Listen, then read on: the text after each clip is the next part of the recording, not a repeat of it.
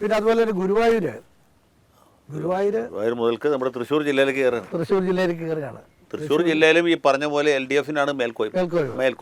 1-2 സീറ്റുകൾ കൂടുതലായിട്ട് കിട്ടിയേക്കാം. ഒന്നുകിൽ തൃശ്ശൂർ ടൗൺ മണ്ഡലത്തിൽ ആദ്യ ഇത്തവണ കോൺഗ്രസ് തിരിച്ചു പിടിക്കാൻ സാധ്യതയുള്ള ഒരു സ്ഥലമാണ്. പത്മജയ്ക്ക് സാധ്യതയില്ല. പത്മജയോ അല്ലെങ്കിൽ ഇയാളോ ആയിരിക്കാം. പക്ഷേ നമ്മുടെ പോളിംഗിൽ പത്മജയ്ക്ക് പത്മജ അവിടെ സീരിയസ് ആയിട്ടുണ്ട്. പിന്നെ നരേന്ദ്രമോദി വന്നു പോയി, അതൊക്കെ ശരിയാണെങ്കിലും മറ്റേ മുൻ മേയർ രാജൻ പല്ലൻ സീരിയസ് ആയിട്ട് ഫൈറ്റ് ചെയ്യുന്നു.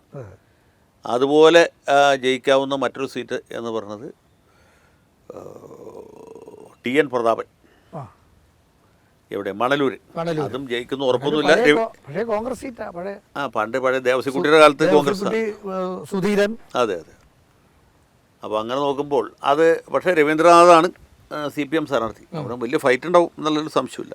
മാത്രമല്ല BJP സ്ഥാനാർത്ഥി KK അനീഷ് കുമാർ അവിടെ ലോക്കലായിട്ട് നല്ല ഹോൾഡറുള്ള ആളാണ്. അപ്പോൾ ഇങ്ങനെ നല്ല ട്രയാങ്കുലർ ഫൈറ്റിലേക്ക് പോവുകയാണ്. അപ്പോൾ ഈ BJP പിടിക്കുന്ന വോട്ട് ആരെ കൂടുതൽ ബാധിക്കുന്നുള്ളിടത്താണ് അതിൻ്റെ റിസൾട്ട് ഇരിക്കുന്നത്. UDFന് പക്ഷേ വലിയ ഇല്ല, ചാലക്കുടി അവരുടെ സിറ്റിംഗ് സീറ്റ് അത് നിലനിർത്തും. പക്ഷേ കുന്നംകുളം കഴിഞ്ഞ പ്രാവശ്യം ചെറിയ സീറ്റിനാണ് കുന്നംകുളത്ത് CP ജോണല്ല, മറ്റേ ഇയാളാണല്ലോ ഇത്തവണ മറ്റേ കഴിഞ്ഞ പ്രാവശ്യം. അല്ല കഴിഞ്ഞ മുമ്പത്തെ തവണ.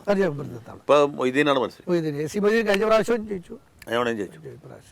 പക്ഷേ മൊയ്തീന് 7000 വോട്ടിൻ്റെ ഭൂരിപക്ഷമേ ഉള്ളൂ. തവണ മലപ്പുറം ജില്ലയിലെ ഇറക്കുമതി ചെയ്ത സ്ഥാനാർത്ഥിയാണ് അജയ് മോഹൻ.